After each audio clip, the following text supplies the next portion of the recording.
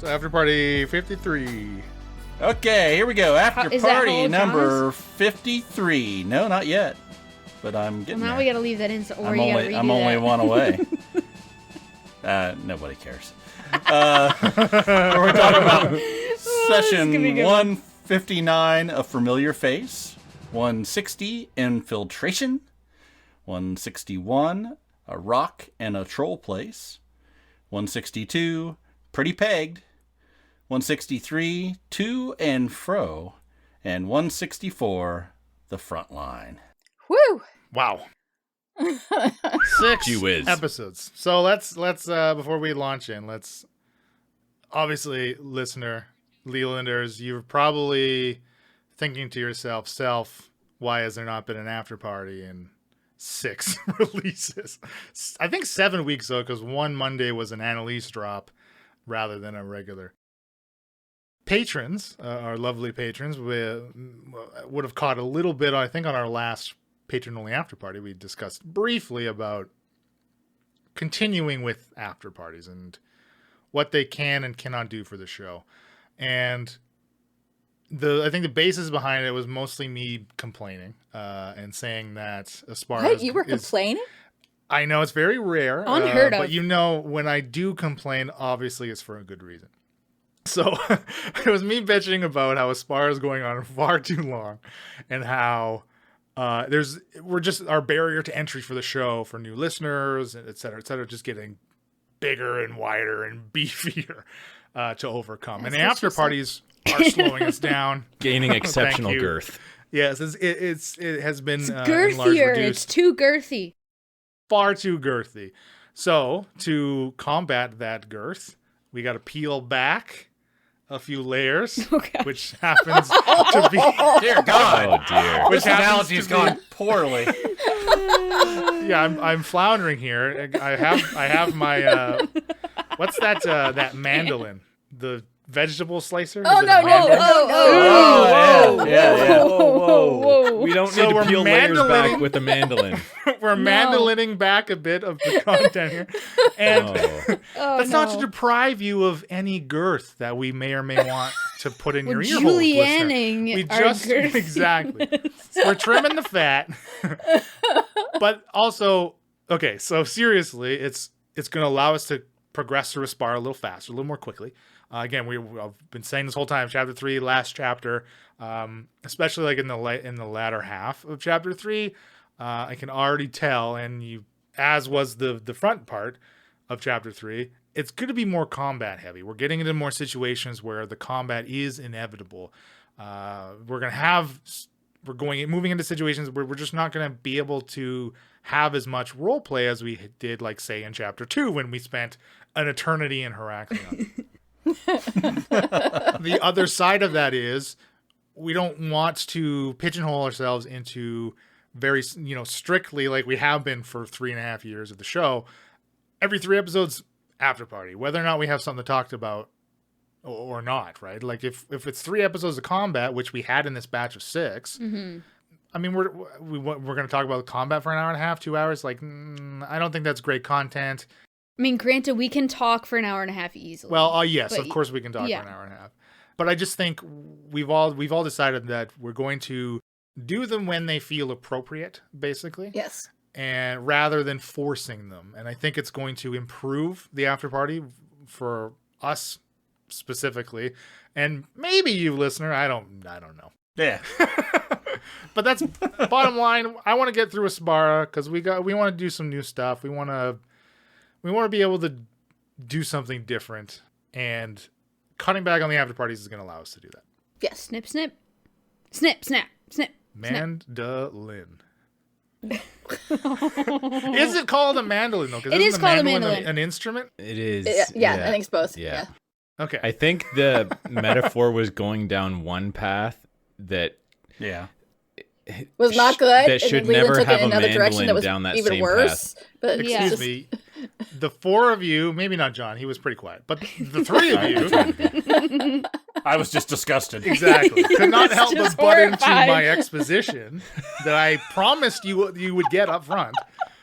And that's where the metaphor veered. Because my original metaphor, which it's a moot point to try to explain now. Would have been great. The three of you fucked it up. With Okay, the whole let's hear it. Percy thing. In their defense, whenever you say girth, there's really only one place to go, right? Mandolin, that's where I go. From my perspective, if anyone's at fault here, it's you, Leland, for expecting that you could tell us a plan ahead of time and that we wouldn't completely destroy it. Well, what was Exactly. your metaphor? I'm very curious. See, now you know how I feel. He didn't have one. The only person in the entire history of this podcast that has ever had a plan is me. Okay? There's no... All right? And that is shots fired because there's 164 episodes to show that there isn't a single well-laid plan that has ever been executed on this podcast. All right?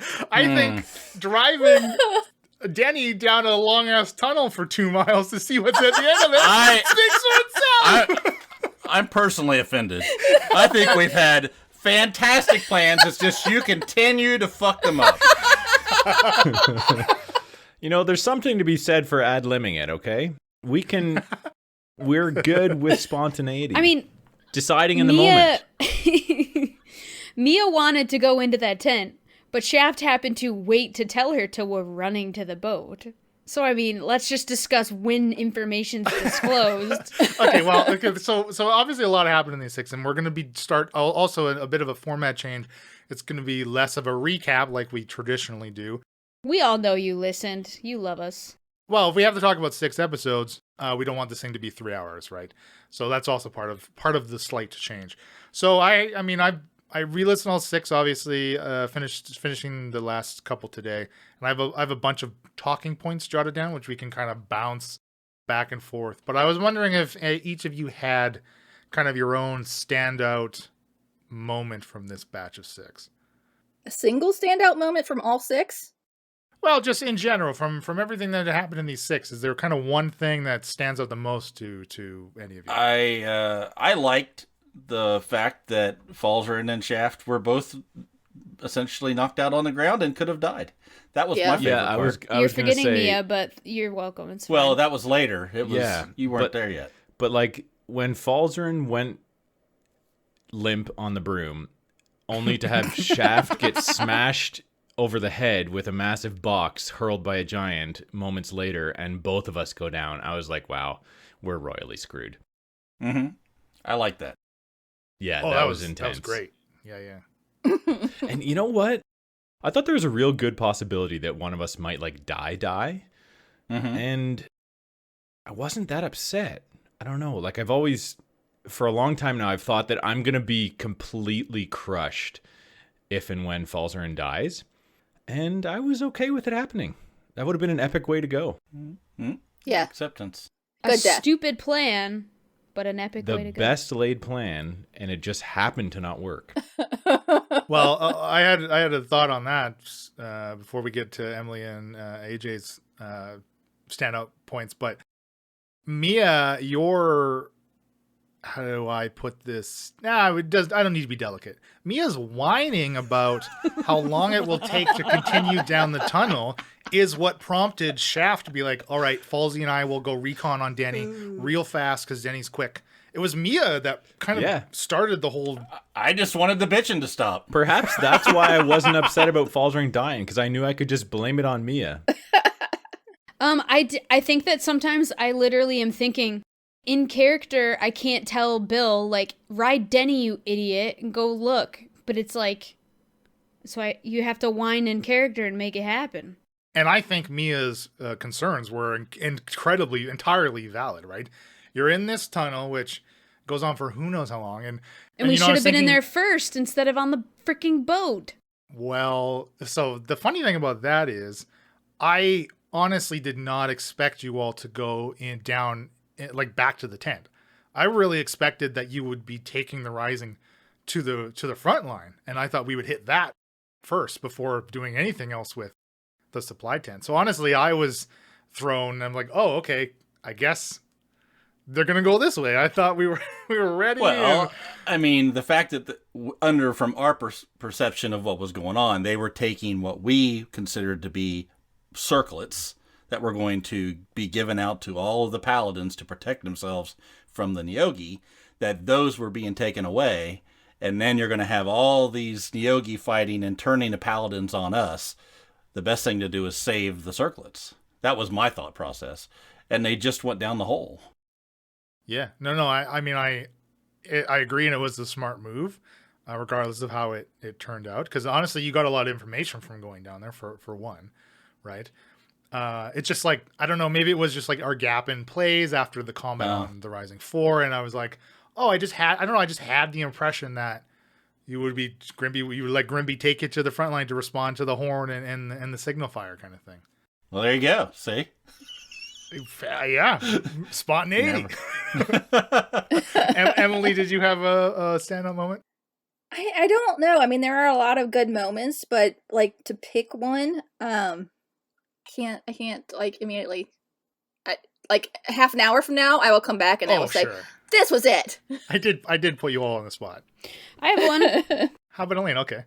When it all started, I had no hope that I would get divine intervention, so I figured, why the heck not? And then it happened, and now I wonder. Yeah. And I literally in my notes just wrote regrets ? Like, should I have asked for something better later? I don't know. Well, it's funny because. Sorry, now that it's been granted for the listeners, it can't happen again for a week. So the campaign could be over. Okay, so you're regretting not having access, not regretting the implications and fallout that may occur from basically erasing Bron's memory. Yeah, because it sounds like that might be a pretty big clue. You just neuralized your brother. Piece. I think in the moment I was like style. trying to like in the moment I was trying to play Mia as like a healer and a helper, and then I was like, crap, she totally would have done that, but that's a clue. Yeah, it totally made sense that you did it. Yeah, but for sure there's like clues or something that we could have. Yeah, and then I think my biggest regret ? Is like, I can't ask for some like divine intervention in the heat of battle on the front line, some crap, you know what I mean? Like, yeah, it is what it is, but that stands out for whatever reason. I do agree that it makes sense for Mia to try to help her brother in really the only way that she knows how, right? Like through the power of Thor is how she operates daily. So it totally did make sense. I've never tried for one of those rolls either. So like I thought for sure it would fail. Like what's the chances of rolling 11 or lower? Let me roll it. I'll roll an 11 or lower. Yeah. So I just didn't really think, like it was basically 98% not 88% not going to happen or whatever. So that's why I was like, okay, yeah, me would do this. And then now I'm like wondering what happens because of it. But anyway. I like that. That's a good sound. I think for me, the standout is just having Grimby back. I really miss Grimby. I was say that. Jock / Grimby. Well, Grimby Jock. Yeah. Hey, you could say like, hey. I know it came out fine-ish in the edit, but there were still a few things that Grimby said where like the very end of it, he sounded like Jacques for some reason. Well, because you're saying like or something. Yeah. It's got the Jacques' little like finisher he always does on his stupid sentences. Stupid goblin. It was nice to see Grimby again and get reunited. Yeah, I agree. Yeah, I liked it. I was kind of disappointed that we didn't get a double fight. I think John had made a comment around the time where, Shakar up on the ship and maybe the rest of the party in the tent battling what the hell is going on in there. I had illusions of grandeur that it may or may not play out like that. Had to pivot a little bit. But it did lead to Dreg accessing some of his his most powerful magic through the help of Hulsa, of course. And obviously you all saw through the help of the Coven as well. That was nice. I really liked that. Stinking sapphires are ruined for the rest of my life. But Dendar helped by the power of Dendar. Yeah, I mean. Without Dendar, Drag would not have been able to get all y'all up on the boat to help us. And that fight would have gone way different. Ooh, yeah, that would have been. That could have been the end of Shakara and Grimby. Venom trolls are nasty. Yeah. I mean, that could have been the end of the Rising Four. Yeah. We forgot that we couldn't be poisoned, though. Yeah, that was. Yeah, that was unfortunate that we like all collectively forgot. Because again, it was another play like weeks apart, right, from when we actually had the Heroes Feast. And that actually kind of brings up the one thing I'll touch on for maybe some of the more prolific players that our listeners are. Obviously, and I think Mike did mention this, like obviously Mia's not paying the component cost for that Heroes Feast because it's very pricey. I mean, it's a 6th level spell. It's very pricey to do that. And obviously through this entire campaign, haven't been playing, we've been playing very loosely with component costs that actually require, like, have a gold cost to them because those are not hand wave using a focus or a material pouch, right? The paladins, put it on their tab. Well, I mean, we can say the same about all the revivifies that you're popping off because I think you need like a diamond or something to do that or whatever it is, right? I always thought that my hammer replaced components. Is this not right? Well, if your divine focus or your arcane focus or your material